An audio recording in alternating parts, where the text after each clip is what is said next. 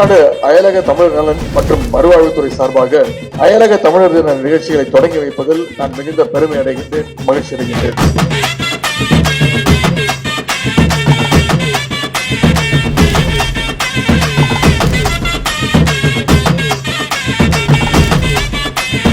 தமிழ்நாடு வாழ் தமிழர்களுக்கு எப்படி திட்டங்கள் தீட்டப்படுகிறதோ அதே போல வெளிநாடு வாழ் தமிழர்களுக்கும் பல்வேறு திட்டங்களை நம்முடைய திராவிட மாடல் அரசு தீட்டி வருகின்றது.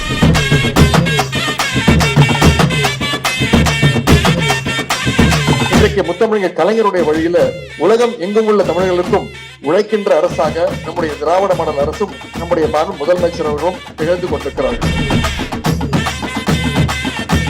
இந்த அயலக தமிழர் தினம் 2025 மிகப்பெரிய வெற்றியை பெறட்டும்.